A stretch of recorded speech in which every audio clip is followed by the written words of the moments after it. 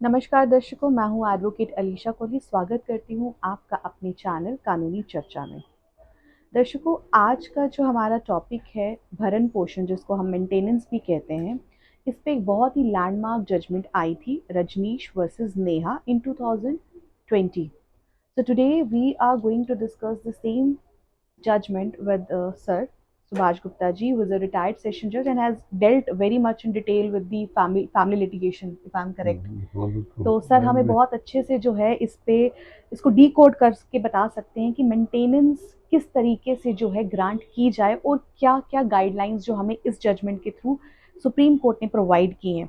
तो सर इसको हम डिस्कस करने से पहले हम पहले ये डिस्कस कर लेते हैं कि एक लड़की के पास, एक औरत, एक वुमन के पास कितनी ज़्यादा जो प्रोविजंस हैं जहाँ पे वो मेंटेनेंस के लिए अप्लाई कर सकती है। देखिए, जो आपने पहले कहा तो मैं अपना एज ए जुडिशियल मैजिस्ट्रेट भी रहा। जी ठीक है, चीफ जुडिशियल मैजिस्ट्रेट भी काम किया और मुझे मौका मिल गया फैमिली कोर्ट। फैमिली कोर्ट उस वक्त वो होती थी मैट्रिमोनियल केसेस, जी जब डिस्ट्रिक्ट जज जी थे जी उस वक्त मैट्रिमोनियल केसेस की, जहाँ हमारे जम्मू में एक ही कोर्ट थी उस वक्त। जी जी तो ये जो आज का टॉपिक आपने जो चुना है ये वेरी इम्पोर्टेंट है।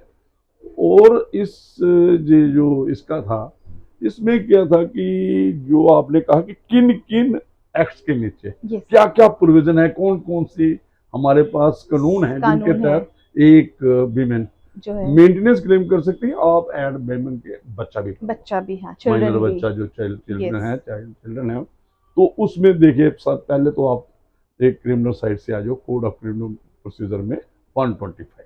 जी ठीक है, 125 था। और जो मेंटेनेंस हम कई बार गार्डियन एंड अडॉप्शन एक्ट में, अडॉप्शन जो हमारा था ना, अडॉप्शन एंड मेंटेनेंस एक्ट था, Hindu adoption and Hindu maintenance act. Hindu adopt, और ये सारे मुझे लगता है हिंदू के रिलेटेड है 125। और अभी वो एक्ट नया, अभी थोड़ी प्रोविजन आ गई जो हमारे हैं डोमेस्टिक वायलेंस एक्ट के नीचे। जी, तो और आप अगर हिंदू देखा मैरिज जाए एक्ट में हिंदू सर मैरिज एक्ट के नीचे भी सेक्शन 24, 24 है, उसके साथ परमानेंट एलिमनी का भी एनिमनी प्रोविजन है, 25, हाँ जी 25 भी है। वो बहुत कुछ है इनके लिए। जी मतलब बाई अभी तो ये जो 125 और जो आपका ये जो डीवी। डीबी है, ये तो लिव इन रिलेशन के लिए भी कर दिया है, yes, people who are in union, हाँ, है ना, जो live in just like relationship उनके दे लिए भी कैन कर दिया ऑल्सो, है। हाँ। अगर उनमें जो भी कोई प्रॉब्लम आती है मेंटेनेंस के लिए, और आप जो जनरली तौर पे ऑर्डिनरी जो देखते हैं हम, वो वीमेन ही होती है,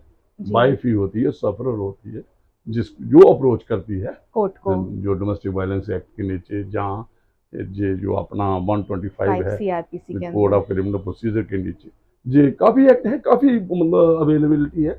तो डोमेस्टिक वायलेंस एक्ट के नीचे तो वो आप एक देखते हो प्रोटेक्शन ऑर्डर होता है। यस, तो 125 के नीचे तो अभी एक और आपने, हमने पिछले बार भी मैं एपिसोड किया, जो डाइवोर्स्ड वुमेन है she can also she apply. Can also, तब कई बार पर्सनल लॉ का लेते थे, आपको याद होगा यस यस, कि हम इद्दत तक देंगे, देंगे, और हाँ। उसमें वो शाबाना वाला केस भी आया, यस यस वो भी आया। तो 125 में टिल शी री marriage she is intact. Yes, अभी ये जो कन्फ्लिक्ट जो आप कह रही है ना, जो हमने एक्सपीरियंस किया है, और वेरियस, ये देयर आर जो वेरियस जजमेंट, स्टैचूज हैं, हाँ, इंडिपेंडेंट है एक दूसरे से, दूसरे से, और एक वर्ड इसमें जो ये जो ओवरलैप हो रहा है। ओवरलैप है, जुरिस्डिक्शन जो ओवरलैप होती है जी, ना, मेन क्या है, पहले देखिए एक मेंटेनेंस ग्रांट कर दिया 125 में, एक ठीक एक है, एक कोर्ट ने, हाँ, तो क्या करते हैं वो, जब डीवी में जाते हैं तो उसके वहां से डोमेस्टिक वायलेंस एक इंडिपेंडेंट और ऑर्डर हो जाता है, एक और ऑर्डर हो जो हो जाता रहा है। था यस, इस जजमेंट के पहले, इसके पहले यही हो रहा था, हाँ। तो उसके बाद हो सकता है किसने कहा जी नहीं भाई, जो उसका स्टेटस बढ़ा और जब मैं सेटिस्फाइड नहीं हूँ इससे, हाँ, वाइफ अगर कह दे, तो वो Hindu adoption and maintenance act के मेंटेनेंस नीचे भी चल चले जाए। जाती है, हाँ, मतलब ये जो उसको कई मौके हैं, कई और मौके, कई बार वो जो आपका हिंदू, अगर कोई उनका मैट्रिमोनियल डिस्प्यूट चल रहा है, डिवोर्स चल रहा है, हाँ, डाइवोर्स का केस है, राइट टू कोई कहीं भी हाँ, किसी किस्म का तो भी Hindu there marriage she can also apply है, अंडर, वो प्रोसीडिंग का खर्चा भी ले सकती है और लिटिगेशन का भी मेंटेनेंस भी क्लेम कर कर सकती है। सकती है। तो इन्होंने जो इसमें प्रोविजन की है इस जजमेंट से, इससे सेट एट नॉट कर दिया है सारा, कि जो डिस्क्रिपेंसी थे, जो ओवरलैप ऑफ जुरिस्डिक्शन, जो क्वांटम में फर्क आता, उसको मैं ये 4-5 पॉइंट जो हैं, तो ये जो आपने पहले ही जजमेंट बता दिया अपने दर्शकों को, रजनीश वर्सेस नेहा, नेहा, और इसमें जो इनका जो जिस पॉइंट पे थे, जो डलैप अपॉन हुआ, बात हुई, इशू डिस्कस किए गए, रेज हुए पार्टीज में, यस, और वो जो सुप्रीम काफी कोर्ट बड़ी जजमेंट है, जजमेंट में है, और जे जस्टिस इंदु मल्होत्रा यस, और जो सुभाष रेड्डी जी हैं, हाँ, जी, दो जस्टिस, जस्टिस डिवीजन बेंच था, इन्होंने इस पे और काफी एक्सरसाइज की, बहुत जजमेंट साइट हुई है। और इन्होंने देखिए नेल्सा को इन्वॉल्व किया, नेशनल लीगल सर्विस अथॉरिटी को, स्टेट लीगल सर्विस अथॉरिटी को, हाँ। और इन्होंने ट्राइबल, और उन्होंने कहा कि ये हमारी सोसाइटी जो है,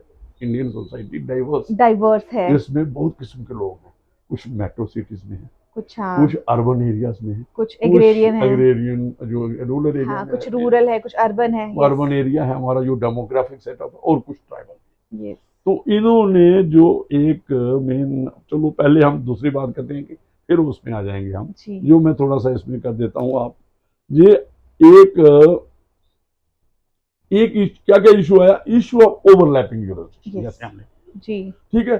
फिर उन्होंने किया पेमेंट ऑफ इंटरम मेंटेनेंस, सबसे बहुत जरूरी, वो बहुत इम्पोर्टेंट, इस कोर्ट में दे, उस कोर्ट में दे, या किस कोर्ट में दे, नहीं वो वाला सेटल हो गया, लेकिन एक जो भी सफरर है, जिसको जरूरत है मेंटेनेंस की, अगर वो पूरी प्रोसीडिंग चला के एविडेंस देख के, यस, वो एक लंबा चौड़ा प्रोसीजर, बहुत लंबा, और वो 2 साल भी लग सकते हैं। इन द मीन वाइल जो एक हमारे उसको प्रोटेक्ट करना है फ्रॉम द स्टेट ऑफ इग्नोरेंसी, हाँ, कि इंटरम मेंटेनेंस ग्रांट कर सकते हैं, और अपने हाई कोर्ट भी अथॉरिटी, इसमें कोई प्रॉब्लम नहीं। लेकिन इंटरम मेंटेनेंस का इसमें टाइम फ्रेम दे दिया कि इतने टाइम में किया ही देना चाहिए, और बड़ा सिंप्लीफाई कर दिया है।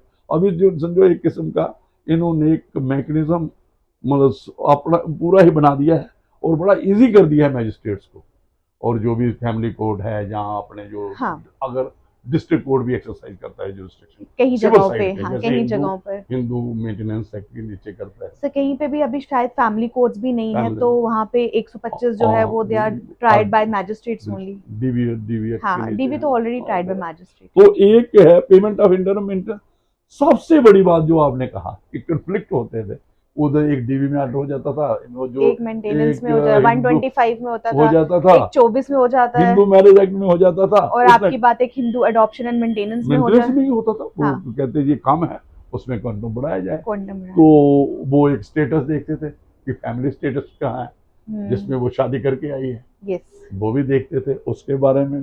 फिर क्या criteria for determining quantum of maintenance, इसमें अभी बड़ा अच्छा कर दिया, एफिडेविट लेने हैं दोनों पार्टी, वो हम अभी थोड़ा आगे करेंगे डिस्कस।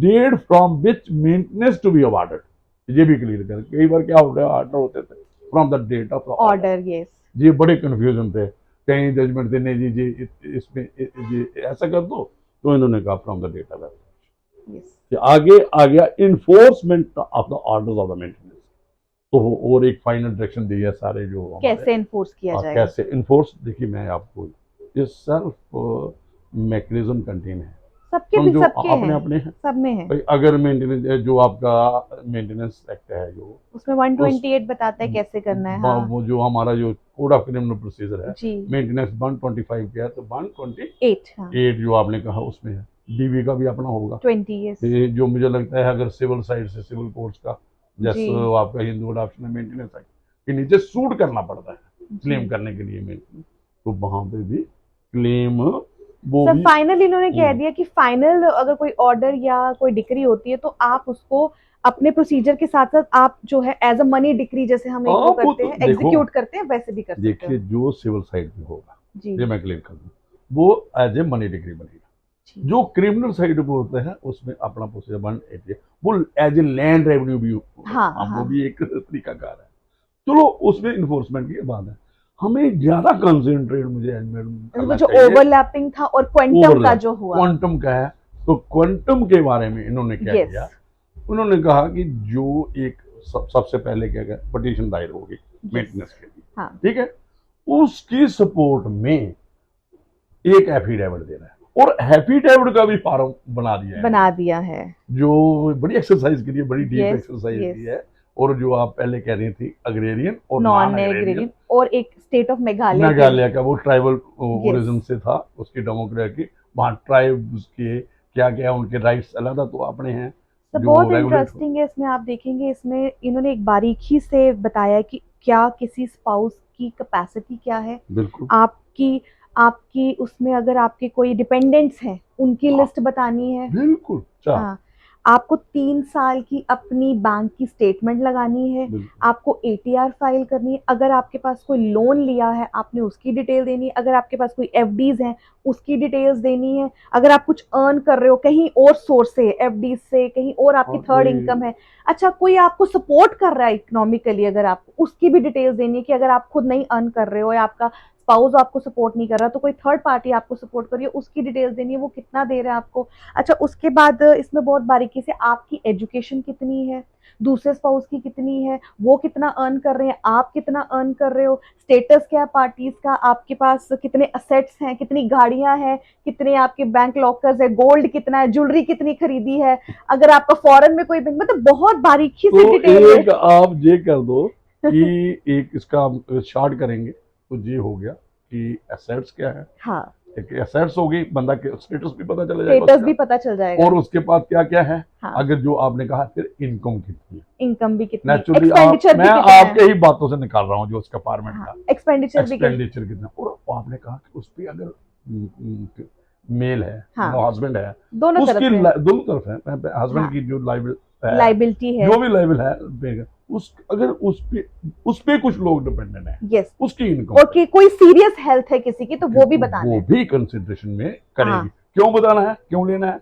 ये जो क्योंकि लेना उसी है के इनकम से जा रहा है उसी ना। से जो वो वाले वर्कआउट होगा यस, उसी से निकाला। अच्छा, ये आपने कर दिया एप्लीकार्ड का, पिटिशनर का, दोनों क्लेमेंट साइड, का। दोनों तो साइड। अभी मैं और रहा ना अभी थोड़ा डिटेल इसमें जो जी, डिस्कस हुआ है, जी, इसमें और बड़े में उन्होंने कहा रिप्लाई फाइल करनी है, करनी है। उसमें भी जो आप कह रही है प्रक्रिया यही इन्वॉल्व होगी हाँ, कि वो भी एफिडेविट लगाएगा, लेकिन मैंने ये जो सारी बातें हैं भाई एफिडेविट बतानी है ऑन ओथ, यस, ये जो आपने और ये नहीं अगर आप कोई चीज बहामट बनाया छुपाते है, हो, बहामट हाँ एफिडेविट का बनाया है। सर, नीचे लिखा है अगर हाँ कोई भी चीज आप गलत बताते हो या छुपाते हो तो you are subjected to perjury 199 जो आप है। नेचुरली नेचुरली क्योंकि you are filing an affidavit before the court. Yes, तो अगर कोर्ट में अगर आप कोई भी फॉल्स स्टेटमेंट देंगे एग्जैक्टली। और ऑन ओथ देंगे हाँ, फिर तो naturally how one can be saved. अच्छा, दूसरा और उनका भी पीरियड कर दिया है इन्होंने विद इन 2 यस, जो रिप्लाई देनी है सपोर्ट, अगर फाइल दे, एक और बड़ा है इसमें वो कर दिया पिनल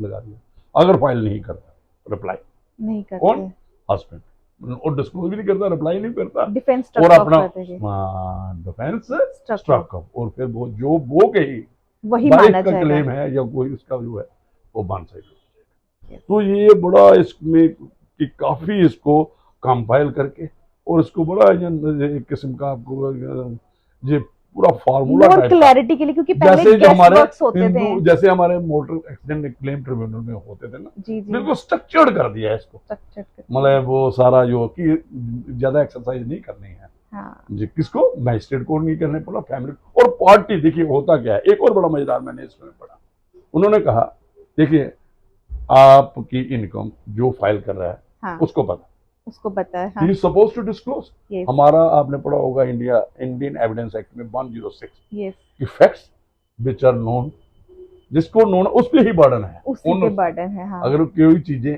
सिर्फ उसी को पता है जो, तो इनकम जो किसी की है, हाँ, हाँ चाहे वो लोगों को पता है या नहीं पता है तो वो तो डिस्क्लोज करेगा जिसको पता है। हाँ, तो उन्होंने कहा 106 भी का भी रेफरेंस में आया है जी, कि जिसको पता है ये सपोज टू बर्डन उस पे आ जाता है, ओनर्स उस पे है, हाँ, तो वो डिस्क्लोज करना उसका, he is liable to disclose. Generally क्या होता है, नहीं मैं क्यों डिस्क्लोज करूंगा, राइट ऑफ प्राइवेसी में मैं, नो यू आर नोइंग। तो वो जनरल बर्डन क्या रखते थे जनरल कि आप जैसे आपका क्रिमिनल प्रोसीडिंग में था कोई केस था जिसमें the other side has to show कि भाई इनका कोई assets है कि तो नहीं है, तो उन्होंने आप कहा बताओ। जिसको पता है सपोज टू, सर अभी भी होता है, अगर हम बोलते हैं ना जनाब the other side is working, they have hided this and this their account, कहते हैं आप लेके आओ, लेके हाँ वन आप साइड, लेके आओ, बिल्कुल बिल्कुल, you are suppose to prove. Proof. हाँ, तो जब दोनों पे लगा दी है और वेरी फेयरनेस है, हाँ, ओपननेस है, बोल्डनेस है इसमें, हाँ, कि जो जजमेंट है ना, मैंने कहा ये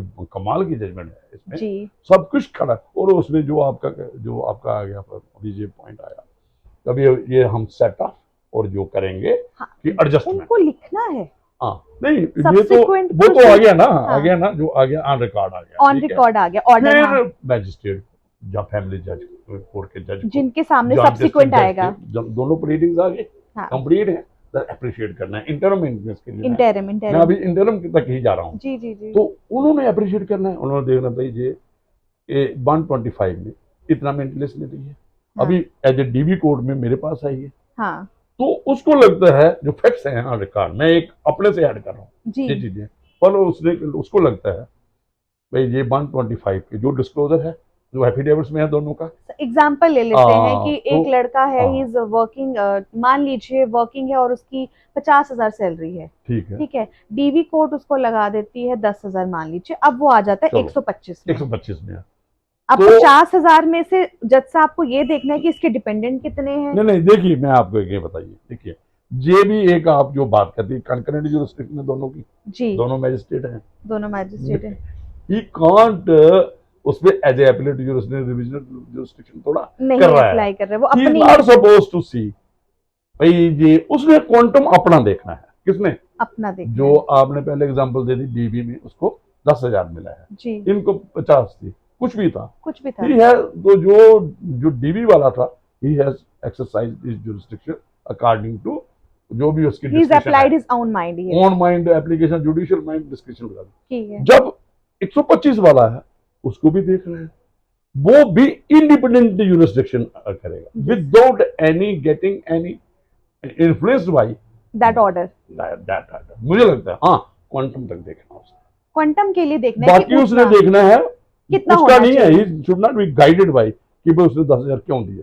नहीं नहीं वो उनका नहीं वो है, सिर्फ देखेगा कि 50,000 है, हाँ, मेरे मुताबिक ये कितना देना चाहिए, कितना देना चाहिए, तो वो जो 10,000 है, अगर वो मैं एग्जाम्पल के लिए उसको मैं लगता है example- 12 देना चाहिए टोटल, चलो ठीक है, मैं कहता हूँ जो आपने कहा 12 देना है, तो फिर वो 2,000 देगा, 2,000 देगा, ठीक है, ठीक है, लेकिन 12,000 जो देना है वो अपनी उसकी इंडिपेंडेंट डिस्क्रिप्शन है विदाउट टचिंग दैट, हाँ, सिर्फ वो क्वांटम देख रहा है पहले कितना दिया, पहले कितना दिया ठीक है, फॉर एग्जाम्पल अभी वो कहता है एक और मैं आपके आगे डाल रहा हूं, वो कहता है नहीं जी 10 सब्सिड है, नो, तो फिर ठीक है, अच्छा कि देयर इज नो रिक्वायरमेंट, अगर वो भी डिसाइड कर लेता है कि 10,000 ही देना चाहिए, तो फिर 10 ही फिर रहेगा, 0 10, फिर 0 है, he will not grant any maintenance, okay, ये नहीं है 10 तो रहेगा उसका, तो उसके ऊपर कोई बाइंडिंग नहीं है, No! इसको करना ही करना है, ये तो इंडिपेंडेंट डिस्क्रिप्शन है ना हर एक मैजिस्ट्रेट की, दैट इज डीबी वाले इंपॉर्टेंट, हाँ, है ना, डीबी की अपनी है, 125 की अपनी है, वो अगर 10,000 देता है डीबी वाला, तो 125 वाला कहता है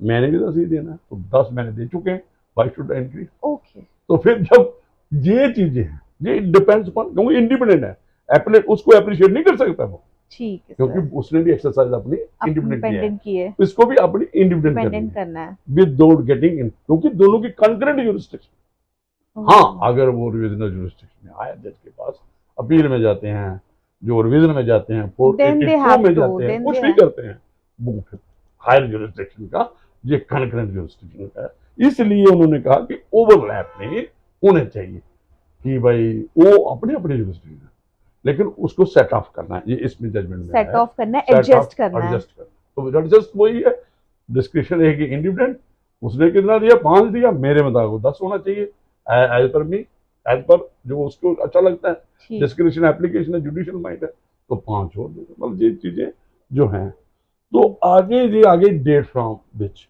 द, इसमें भी बहुत कंट्रोवर्सी थी, हाँ इसमें जनरली क्या करते थे कि मुझे from the date of order, order ना होना, समझे एक ने, ठीक है, जनरल किसी को स्टार्टिंग से लगता है, किसी को किसी को बीच में लगता है, जाके कन्फ्लिक्ट था ना, कन्फ्लिक्ट था, किसी को जाके 6 महीने के बाद लगता है, किसी को साल के बाद लगता है, तो वो 1 साल का जो वो उसका गैप था वो बहुत जनरली जो मैं एक हमारा जो जूरिस्प्रूडेंस है, जो हमारा लॉ है, जो हम डील करते हैं, जनरली ये होता है, हम तो ये कहते हैं कि अगर कोई नए भी आया कोर्ट में, उसको देखना चाहिए कि यार पीछे उसको कितना सब्र है, लेकिन कोर्ट नहीं कहता, कोर्ट कहता है जिसने हमारे पास अप्रोच किया, जिस दिन अप्रोच किया उसके आगे हम, हाँ ये नहीं हो सकता कि ये अगर from the date of order देखें 2 साल के बाद ऑर्डर होता है, 6 महीने 4 महीने और 6 महीने तक उन्होंने कहा कि इंटरम मेंटेनेंस ग्रांट करना चाहिए जिसके पास में मैटर हो, अगर 6 महीने तक तो एक